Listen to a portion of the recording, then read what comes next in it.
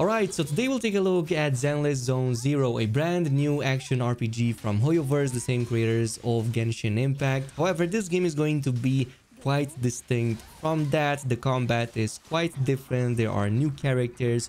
Obviously, it also incorporates some roguelike elements, which I find really interesting. Also, a bit later in the video, we're gonna go over some of the pulls that I've done, and I was kind of lucky and got a bunch of max ranks, but one of them is also guaranteed. So if you also do this, you will have increased chances to get them via pity systems and whatnot. And also, I will give a big shout out to Hoyovers for sponsoring this video. Totally check the game out, as well as the second beta that's happening right now by following the links down below. So the game gives us the option to choose our protagonist in the beginning, either this dude right here or Belle, I guess, the female character. I'm probably gonna go with Belle just because I find her a bit more interesting, but yeah, pick the one that you like most. All right. So animation wise, I'm not going to lie, it all looks impeccable. Like everything that they've done throughout this game. I played it quite a bit actually, but overall 10 out of 10 on the animations. Characters look really fun, definitely very interesting. It also combines these really interesting storyboard panels. It's kind of like reading through comic books a little bit. You just click through them and there's also like sounds and narrative behind it. Now, the combat is what I really find interesting because it's a lot more fast-paced compared to, say, Genshin Impact, which was the last Hoyovers game I played. Essentially, you're looking at filling the enemy stun bar, which is right under their HP, but also your own energy bar. So first, putting enemies in the stun phase lets you pull off these really crazy team switch combos that you consistently see me doing. By pressing E essentially during these moments lets you unleash a ton of damage. Plus, it lets you also switch to one of your other team members depending on which ones you pick, so they can immediately follow up with your own special attacks. Each and every single one of the heroes will have a really strong variant, and eventually you can end up in situations where you can almost do endless combos by constantly just using the E against stunned enemies. That's why the more enemies you stun in combat before pulling this off, the more of these team combo switches you can do, and it can definitely get very crazy from here. This is why building up your energy meter is so important. While you can totally still use special moves even with it like pretty much empty, if you have at least one section filled, you will unleash a much stronger variant of that attack and can even stun enemies much faster, plus deal a lot more damage. However, if you want to do something a bit more advanced, mastering the perfect assist is where it's at. So you can combo and switch to a different character at the same time by pressing space at the right moment, which is not just going to switch to another character, but it also kind of does this perfect dodge / perfect parry depending on the character. And if you then follow up with an attack, it's always going to be a very strong counter attack that again will put any enemy to its knees. So the thing about this is that all characters kind of have their own ultimates and they all do different things. Some of them are, better at AoE. Some of them are better at grouping up enemies or just like generally doing damage around the primary target and whatnot. So obviously every single character is unique and diverse in the things that they can do and accomplish. Now, what I find very interesting about this game is that you kind of have your own hub within the game hub. So this is your video store. You help manage this up, and you also have this guy right here that's your promoter. So this is going to help you sell and rent movies to all bunch of people. You can also get other promoters with other bonuses as you progress in the main story. But essentially, this is how you're gonna get extra resources like money and crafting mats over a period of time, usually like a day or so. And the better you sell, the better it's going to be in terms of rewards. Now in the back, and oh, hello again, I can see why people love this character so much. But basically in the back we have our main terminal, the main computer. This is where we access all of these story missions, side quests, but also progressively other sort of rogue-like mission structures that you can push on almost infinitely. And I definitely suggest paying attention to these 3 dots right here, because this is going to let you perform additional tasks, but at the end of it you're going to gain additional bonuses like a ton of crafting mats that will also help you out with the gacha pulls.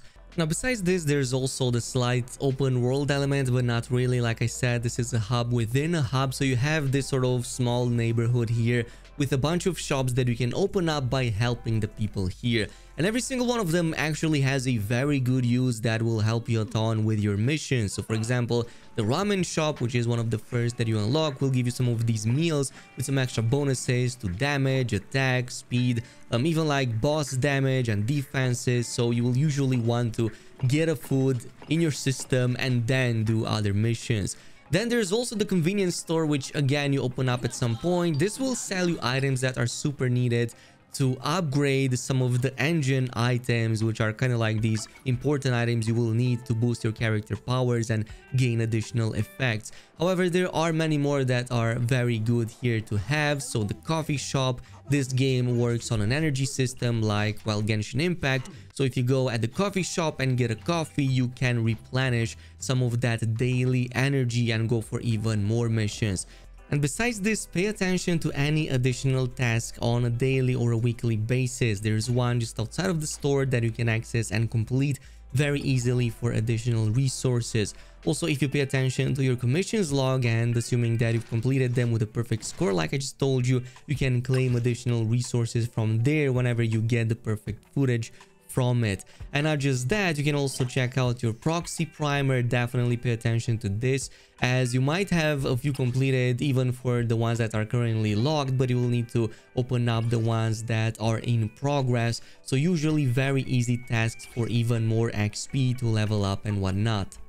Because this brings us to, of course, the gacha system. This is a gacha game, so you're gonna have these, but I will commend Hoyovers for actually showing us the pity timers right here on the very first page. So 10 pulls for guaranteed A rank and 90 for guaranteed max rank, which is, I guess, very similar to how it was in Genshin Impact from what I remember. 90 pulls was also guaranteed for an S rank right there too. And if you take a look at the banners and, well, some of these characters that they drop, you will see that the drop rates are of course very low, so you will need to spend quite a bit to get fully maxed out best characters out there. But we're gonna do some pulls. Let's see how our luck is. We're gonna use, I guess, master tapes. We can also buy additional master tapes with the films that we earn by playing. So there's also the second banner right here. It has a slight 20% discount, so I will start with this. Now I'm not sure if this means I just got an S rank, so let me just pull through these. And okay, yeah, I just got an S rank on my first freaking pull. That's very interesting. This is going to be another single search, I guess. Gonna pull this off again, and lo and behold, a second S rank. You can, however, use some of those leftovers like in Genshin Impact and buy additional films for additional roles.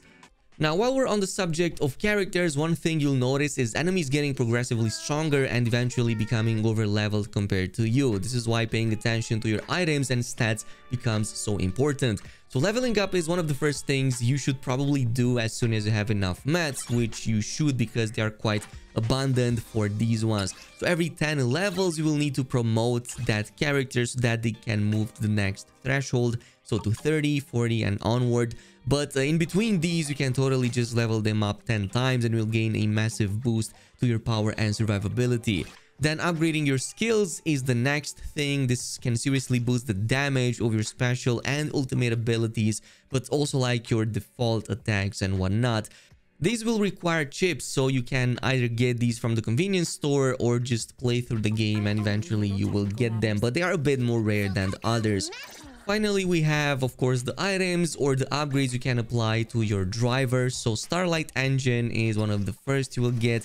And yeah, they also come up in different rarities and with different effects. Usually, they always have an attack bonus as a primary stat, as well as a secondary one, which is going to be at random. But they are very useful for the bonus effect, which can improve your powers and make you even stronger.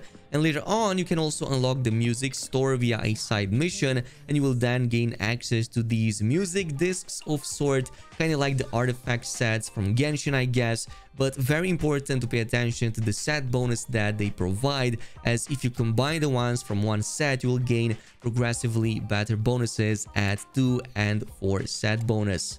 All in all, lots of things to do and lots of things to upgrade, plus many awesome characters to collect. Again, totally check out Zenless Zone Zero by following the links down below, and I will give another huge shout out to Hoyovers for sponsoring this video.